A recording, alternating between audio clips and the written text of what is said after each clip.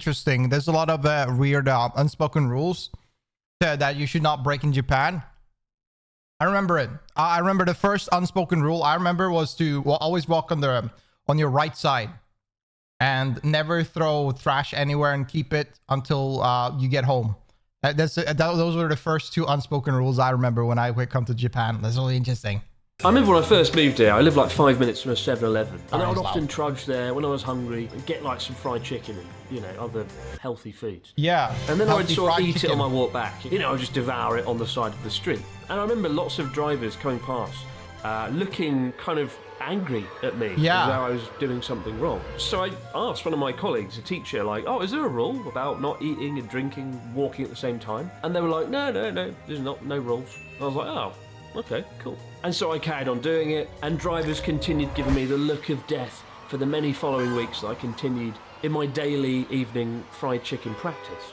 I think at some point I looked it up online though, and I saw from another foreigner living in Japan that, there is this culture of not eating and drinking while walking. And I noticed on my first trip to Tokyo, like, oh wait a minute, nobody is like munching food while walking down the street. And it is very much like an unwritten rule. If you ask a lot of Japanese people, they never really think about it because it's not like a hard, fast rule, like don't eat and drink while walking. It's just something they don't do. It's kind of seen as... Yeah, it's so normalized. There's a lot of things in Japan that is normalized that actually the West would really appreciate.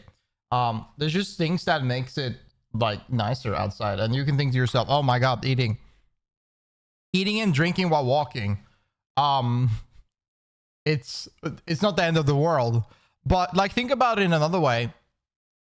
If people stop eating and drinking while walking, there will be less litter, and also there will be less like things crumbled out on the floor. There'll be less things like a situation where people lose food on the floor, or like on the ground, and stuff like that. And just generally, it's just like seeing people also eat is I don't know, like, I don't know about y'all, but I don't like looking at people eat. And I think that if everybody just I mean, I'm just saying that some people might not find it nice to see everyone just walking around eating, and it's just generally better for an outside perspective to just like keep it clean like that. Rude. I've always said though, if you spend a long time in Japan, you sort of develop a... Oh yeah, also if you're eating, you're not paying attention to your feet. That's a good point. Like, you're not paying attention, you're paying attention to the food.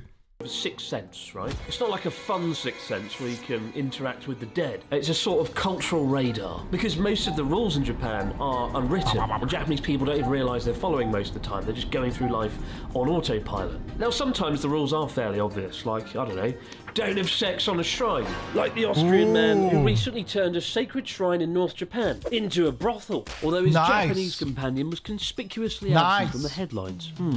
But I once made a video listing off 12 things not to do in Japan. And with the rise of tourism in the last few years, I think most people know them these days. But a few years after that episode came out, I had this weird situation where a small army of Japanese YouTubers, there must have been about 50 channels, went out and reacted to that video, give a kind of painstaking analysis on whether the dopey white guy was telling the truth or not. To this day, I don't really know how I feel about all those reactions, but so far as I could tell, most of those Japanese YouTubers agree with me. Isn't it like bad omen? Do you think a tourist knows what omen is?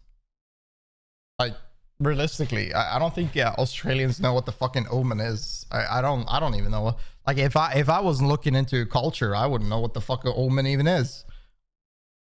Except one thing. There was one point on that list that they thought I was wrong on, and that's actually anyone with common sense wouldn't do that. I mean, if you have common sense, you would not fucking public generally. Would you? Would you fucking public? Would you fuck in your park? I don't think you would.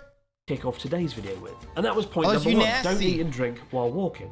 I saw quite a few reactors claim that isn't a point. That rule doesn't exist. It was pointed out that there's places in Japan where you can eat and drink and walk. There are streets in... Bro, these fried pieces are crazy. Oh my god. Asakusa or Tsukiji Fish Market, where you can buy the street food and walk around eating, you know. But if you can only eat and drink in public in special designated eating and drinking zones, call me Mr. Fuckity Rulebook, but that is a rule, isn't it? You know, in the UK, we don't need a special eating designated zone. We grab a sausage roll from Greggs, we practically inhale it, goes to and Greggs. then we leave a fine mist of filth and breadcrumbs. And I will be honest with you, London is, there's so much trash and shit in London that the point of, if you go anywhere, your nostril, because of all the dust and shit everywhere, your nostril will turn black on the inside because of the shit in London.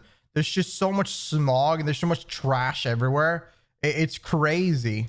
People litter everywhere. It's just what we do. In the West, It's anything English goes. The culture. public space is ours to be conquered. In Japan, the public space is paradoxically there for everyone and also no one. But it Also, means pay attention to this. There are no trash cans. None at all. places are a lot tidier and better looked You after. see that? There's no trash cans at all. People don't throw trash in trash cans. What they do is they take the trash home. As well. So in this video, I want to talk about those unspoken rules that people don't really know about. The 12 ones that I think are the most important, with my own personal stories and awkward experiences thrown in. And I hope if people follow these rules, then we won't have foreign tourists becoming all-purpose scapegoats for all that is wrong in society when they cock up on the etiquette. Quite literally cock up in some cases. Oh God. What? Be a It's common in the food West critic? to go to a restaurant, try the food, and something has gone abnormally wrong. It's too hot, it's too cold. Why does this like all of this look half cooked? Is it just me? Like this looks, the bread looks half like toasted. The beef patty looks half cooked. The fries look half cooked. Undercooked. And let's face it, more often than not, that is the case. We do have to return it. Or maybe at the end of the meal, the waiter, waitress will come over and be like, how was the meal? And certainly in the UK, you know, I've had family members who are always very blunt and quite annoying. And it was always quite awkward sitting there as they berated the waiting staff for not having enough salt, pepper and excitement on their chicken, as if the waiting staff actually cared. Now in Japan, you will be asked often at the end of the meal, you know, how was it? Like, all this stuff, how was the meal? Don't ever say, oh, it was okay, no, it wasn't bad. You always say, it was delicious. It was the best meal I've ever had. Yeah. I don't care if you've been served a bucket of asbestos and cultured salmonella bacteria. You shut up and you say it was delicious, and then you get out the door and you never go back. There is no culture of providing like any negative or critical feedback to a chef. I think one reason is because people take their jobs a lot more seriously here, and it is extremely rude or impolite to sort of offer any criticism or negative feedback to the chef.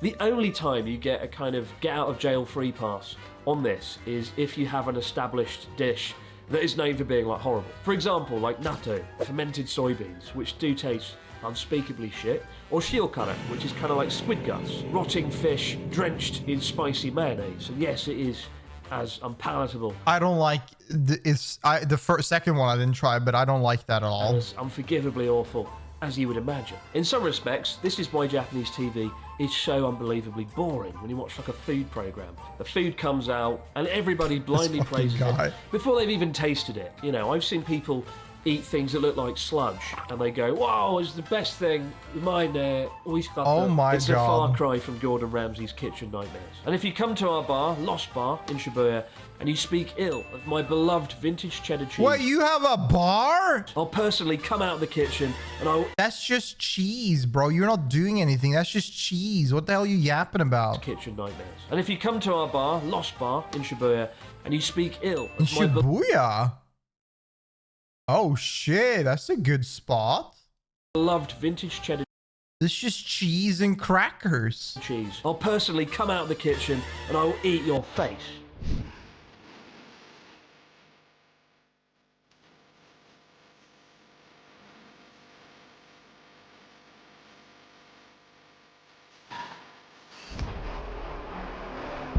I think the greatest misconception in Japan is that people arrive on time, that they're punctual. Actually, it's not the case. They just arrive really bloody early. I mean, in the West, you can practically arrive late to your own funeral. And if you live in the UK, you probably bloody will. But it also means in most of the world, we can always throw out an excuse, right? A reason for something going wrong. You know, oh, the trains were late. The dog ate my homework. I couldn't get my horse to start. We've got an array of excuses and nobody really Yeah, cares. it ain't easy in People just Texas, say, brother. Oh yeah, fair enough. You're Ain't right. easy. Yeah, that's the end of that. In Japan, there is Bro, I had this chatter come up and tell me that he was like nearly being late for work and there was like problem with traffic and like there's something wrong with his car. So he just hopped on a horse and ran, used the horse to its job. I think that's so cool. Nothing worse You than sat on a arriving late. horse. You have just blown that relationship, That's and so there is cool. no excuse. There is never an excuse that is good enough for being late. You know, you could literally walk into work and be like, "Oh, my car broke down, Hell the yeah, sun brother." exploded, and my entire immediate family was savaged by bears," and it Oh my wouldn't be God. good enough. Nobody cares. You are still the late guy. You are late, and that is all you are. It won't be forgiven. It won't be forgotten. You are just the late person, and that makes you a bit of a dick. I don't think anybody likes someone being late.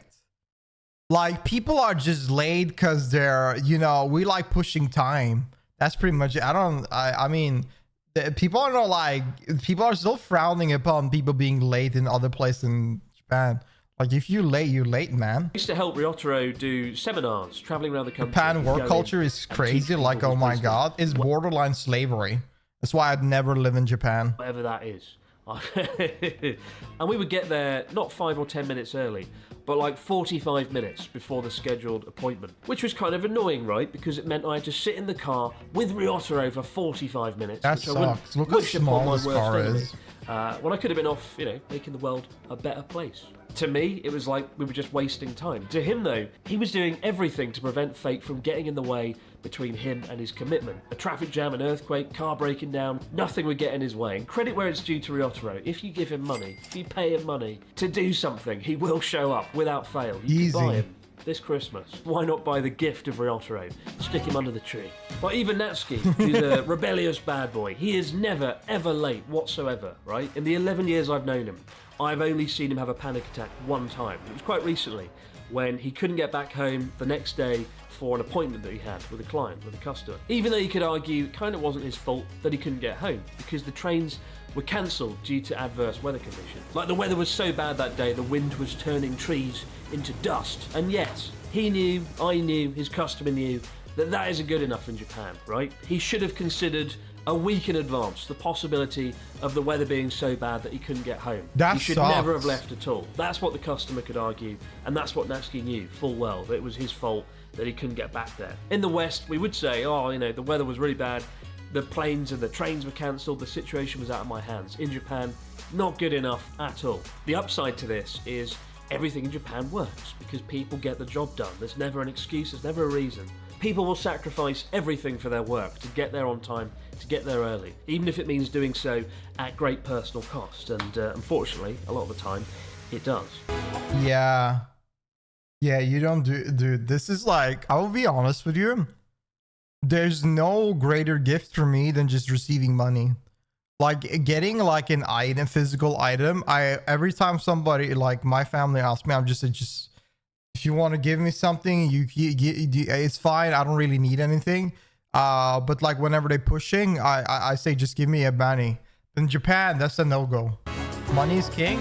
Bro, I just physical, I just don't know what I want, you know, like it's everything I want is big. Yo, and speaking about money, Amabio, thank you for the 5 fat gifted subs. I appreciate it. Thank you so much. Guys, give some W's and heart for Amabio. I appreciate it, man. Thank you.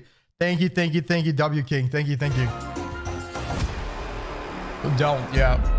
It's quite well known that in Japan, people use business cards still, like it's 1976. It's kind of a cool part of the culture, and it's important to remember that business card is like a physical extension of that individual. So you always treat it with care, you take it with 2 hands, you study it as though it's going to give you like some magic powers, and then you put it very carefully in your wallet or a business card holder. Now, in a similar way, you have that same relationship when handling money between 2 different people. At a convenience store, it goes on a tray. You rarely pass it directly. It can be quite rude to pass it directly to shop staff. But even amongst friends, you don't just whip out man, I money appreciate it. and sort of hand it over. I'm having a Typically, great time. it's done pretty discreetly. I love when it. you are giving kind of a sizable amount of money to someone, like over a few thousand yen, over, you know, like $50, you would typically do it in an envelope, and you'd put the money in, you'd fold the envelope, you might write the amount on it, and then you'd hand it over. Now, one time I owed a colleague some money, about 20,000 yen, so like $150. And I went to the convenience store, I got an envelope, put it in, handed it over, and she went, and she like didn't accept it. I was like, what's wrong? That's your money. Take the money. Have some money. And she was like, oh, no. And it turned out that I'd gone to 7-Eleven and bought the special envelope that is designed for when your family members are dead. Because Oh. of course there's a bloody dead family member special envelope in Japan. And I remember she went and told like all the members of staff in the staff room, which was really great. Luckily they let me off, but it was quite a big deal. You know, there was a real sense of foreboding that I was handing over this dead family member envelope. So I had to go off and get another envelope and put the money in there and give it to her. Thankfully in an envelope that didn't indicate somebody was dead. It is confusing. Check this out. This is Family Mart, and these are all the envelopes you can choose from. This one here, the red one, is congratulations on your wedding. This one here, the yellow, is congratulations on the anniversary of your dead family member. This one is congratulations on your family member recently dying. And finally, this one is congratulations, you're getting married. And I've got Why more money, would you so I've say got the better envelope than congratulations this your one. family So, member died? Very confusing, but just remember, red marriage, Congrats, yellow man, he dead, black died. dead, and gold also marriage. Interesting. Now you don't have to deal with him anymore. What the fuck? So on a Touch the recent trip to taxi London, door? I was in the back of a cab, travelling across town. We reached the destination, I paid up, and then I just sat there. And after a few moments, the taxi driver was like, remember. "Are you alright, mate? Do you need to talk to someone? Are you okay?" I was like, "What? Why aren't you opening the door?" And he was like, "What are you talking about? What do you mean why don't I open the door?" And I was like, "Oh shit, yeah, sorry." And I opened the door and like rolled out onto the roadside. But I forgot that in Japan, they open and close the taxi doors for you. I'm not entirely sure why this is. I think it's a matter of courtesy, so you don't have to touch a dirty cab door, which is always nice. But this is something nobody gets taught. You sort of learn it very quickly when you arrive in Japan and grab a cab. But the flip side to that is when you are riding a cab around Japan, don't open and close the door yourself. The system makes it quite difficult to do so because there's actually like a lever. The taxi driver has like a magic lever. I think the door is locked. The door, so it can be quite hard to do it. But numerous of the times a friend or family member has come over, tried to open the door, panicked, and it's all got very awkward very, very fast. So bear that in mind if you ride a cab in Japan. You don't need to open and close the doors yourself. You know what? Abiding by all these rules, hungry business. Thank God then that I've got a box packed full of tasty Japanese snacks from today's sponsor, Sakura. Ooh, sponsors. Tsunamis.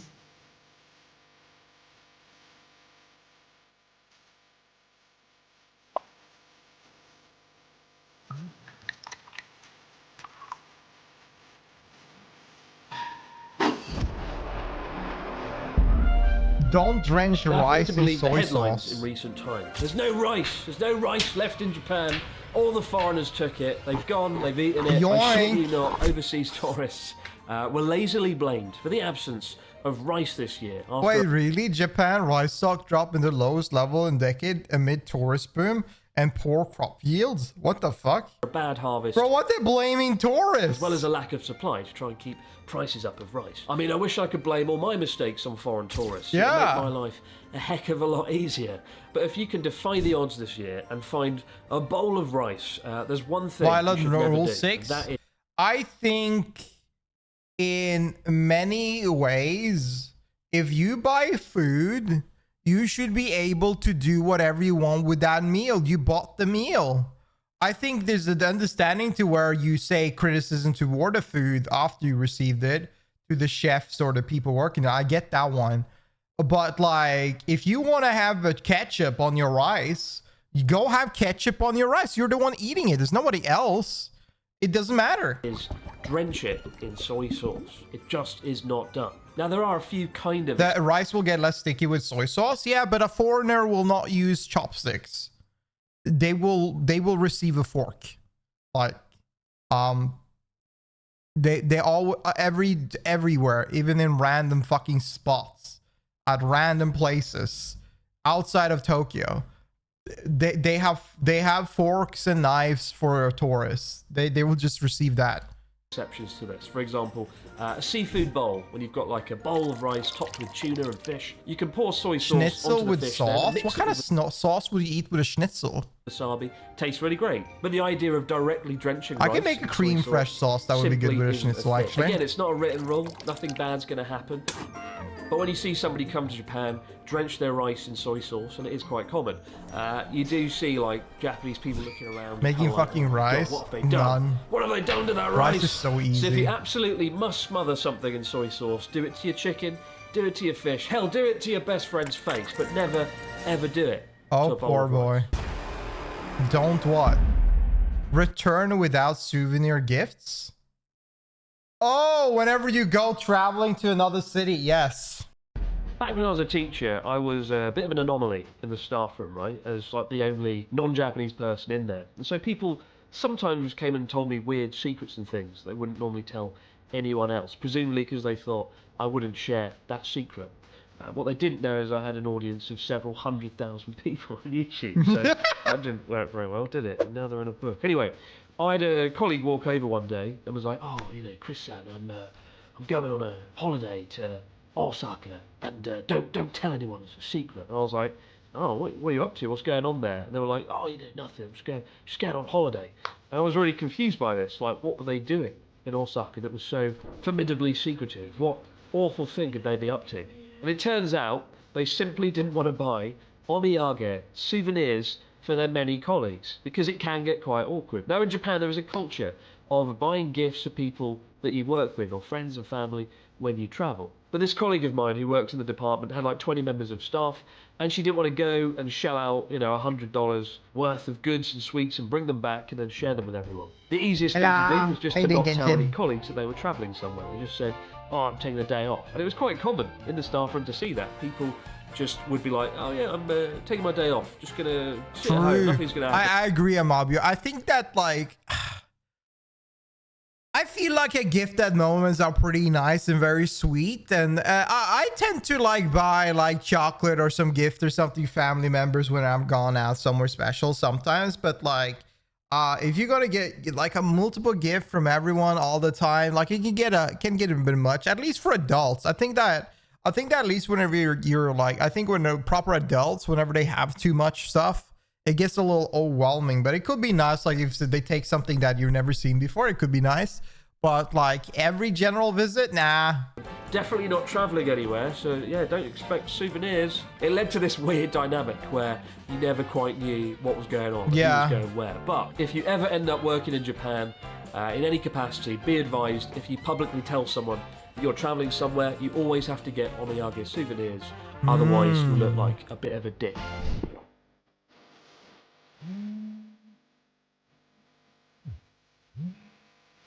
Hello? Talking on your phone while eating. Yeah, have you noticed that most of these are like food related? He's trying to mix it around, but most of these are like food related. It's all food related. It's also like only drink with one hand. Like you eat with one hand and you drink with another. You're never meant to mix it. Like you're always, I think it's been a while now, but I think you're always meant to drink with your left hand. And you're always meant to eat with your right hand or something like that.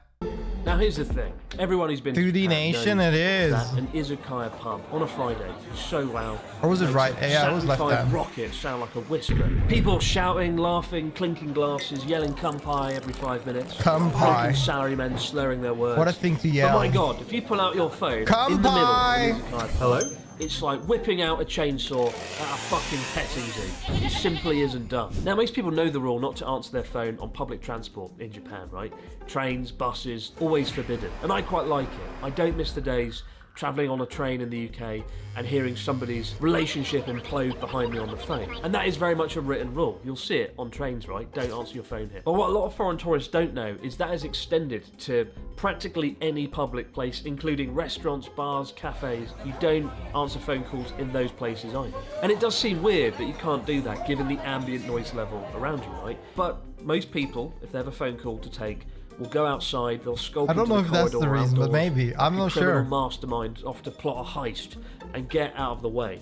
Maybe the only exception to this is like a fast food restaurant. You might see people taking calls there. But generally, if you've got to take a call at a restaurant or a cafe or bar, go outside and everybody will be happy. Like I said, it's an odd rule, but I kind of like it. It means that you're less likely to hear ringtones indoors and people are there in the moment actually enjoying the company of their friends rather than being glued on their phone.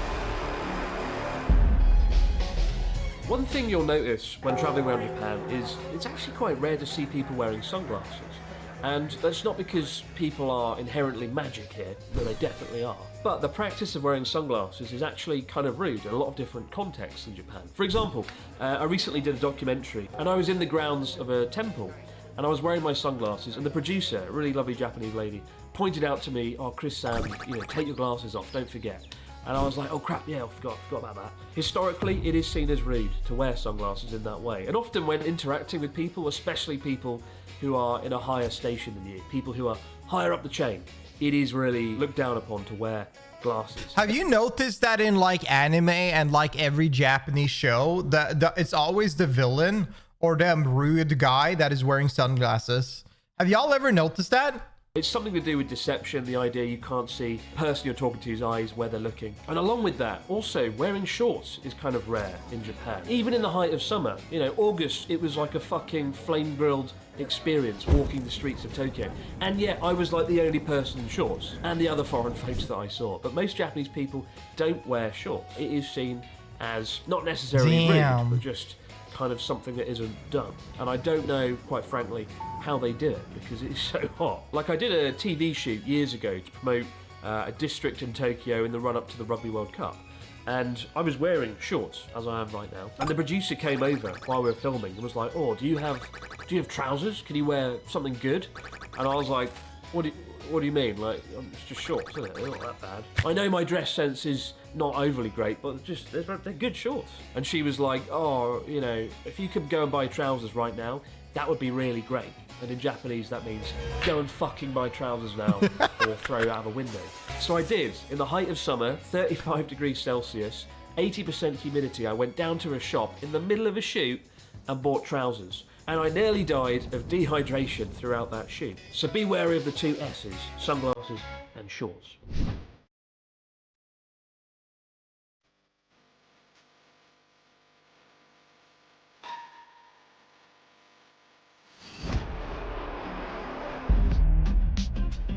This Right, the wrong side, yeah. Unspoken. So there's like one side where you can stand and there's one side where people run. This rule is actually in England as well. If you didn't know, like this is actually in England as well and some other places in Europe. It's not in Norway, unfortunately. You're meant to stand on the right side, and on the left side, you need to keep that open for people that need to rush. Rule in Japan, right? In the UK, we go on like if nobody stands like this. If you stand like that, people will push you away, people will be rude to you, and people will look at you weird because you are a nuisance to society. And because like the thing is that places have very little time, and sometimes people have to make the tube, make the bus, make the tram, and if you're in the way, you are preventing them from making it. Escalator. We often just stand wherever we want. We'll ride it. That's not true. Are you saying England is like, no, this has been a rule. I remember, I think I visited for the first time England when I was like 8, 9 years old. I remember this was the first thing, one of the first unspoken rules I learned about England. And yeah, if you go to London, you will see that exact same thing. Draped across the entire thing like a fucking porpoise blocking a pathway. Now, depending where you are in Japan, you actually queue up on different sides of the escalator. If you're in Tokyo, it's the left side, right? And annoyingly, weirdly, in Osaka, they queue on the right-hand side. Numerous of the times I've got this wrong, ended up blocking an escalator on the wrong side. The trick here, just watch what everyone's bloody doing. But be advised, if you're traveling around Japan, you've got your luggage, you're on an escalator, try and keep to one side. Otherwise, you'll hear on the wrong side. The trick here on an escalator, try and keep to one side. Otherwise, you'll hear people be advised if you're wrong, ended up blocking an escalator on the wrong side. The trick here, just watch what everyone's bloody. Do you see this? He's even showing a clip with this. This side is clean. This side is like people are walking up this side. Doing, but be advised. Like if you're traveling around Japan, you've got your luggage, you're on an escalator, try and keep to one side. Otherwise, you'll hear people come up behind you. Change it around? No, it depends on which city you're in. Depends which city you're in. That noise, the sucking Dyson sound. Will rip apart? Like yeah, really logically, that would be too much friction. People don't often say, "Oh, see-ma-sen, you're in my way." You sort of have to have That sixth sense, always on, to make sure you're not blocking anyone's way. And escalators are probably the most common place that happens. So be advised, left side Tokyo, right side Osaka, and keep an eye out that you're not blocking anyone's path. Eating corn into my rice? Yum, yum. The all annoying noise. You know what the first thing I would do in Japan? Buy a pizza. Don't point your fingers. Oh Pointing yeah. at somebody. I mean, everywhere in Europe, pointing is rude. This is extremely common in Europe. You're not meant to point at anything. You're pointing, like pointing is a reference to a manner of being angry. Like it's a rude thing to do. Is the Pizza, equivalent. you know what's funny is that I remember I was first time I visited Japan. I was there with with a group, and there were some people that literally ate more pizza than they ate Japanese food. Of a loaded gun in Japan. It's incredibly rude, and again, very unspoken. People don't really tell you about this. To be fair though, they People make want to really good indicate food something, or they tend to anything. nod with their head, or they'll use their whole hand like this. It's really rude and impolite to do this. Just doing it now. I found actually in the 12 years that I live here, I point at things a lot less, and when I do the whole hand, which looks a bit odd in retrospect. It looks a bit like I'm confused, which I often am. People don't like being singled out. By pointing at someone, you're very much singling them out, so don't point. Wow. Slap him on the face.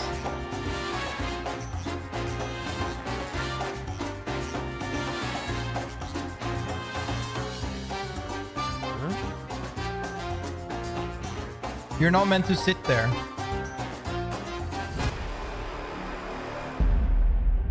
The other day I walked into a coffee shop and it was full downstairs.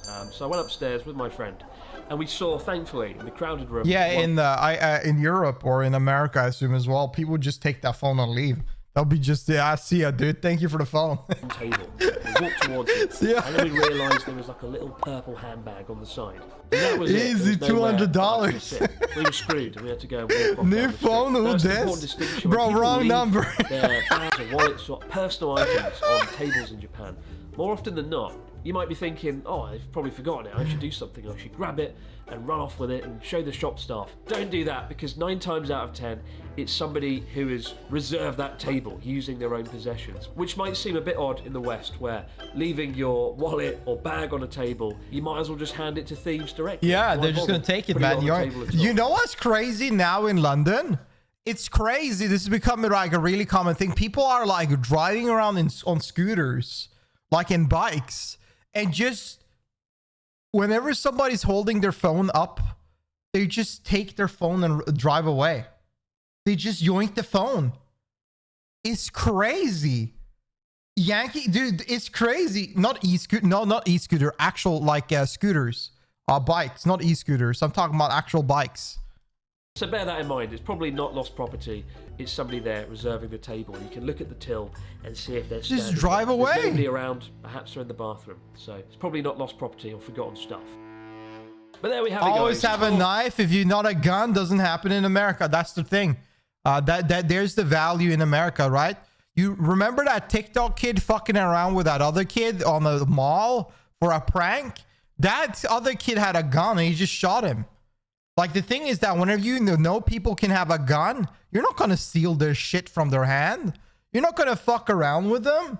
Bro, nobody want to deal with that. But here, nothing happens. You just run away. Unspoken rules in Japan. What did I miss, though? Let me know down in the comments below. I'm sure there are some really important ones that I missed out, but I think those are the ones You worth forgot knowing. And of the course, if you hand. missed the original, go back He and watch the forgot 12 where, things which not the to do in hand you Japan drink video from. for a That's much younger, I mentioned slimmer that already, version of yeah. myself. As for me, well, I'm off to go and point at Dude, Ryoto stealing Express. multiple See you later. phones.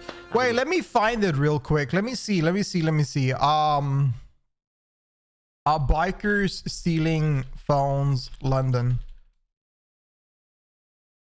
Like, look at this. Look at this shit. They just drive by and yoink their phone and drive away.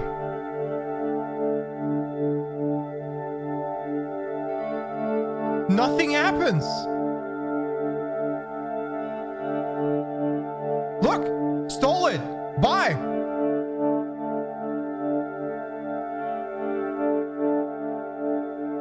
They're holding their phone hand. And they drive by, come and yoink that shit. See ya. It's so common now. It's crazy.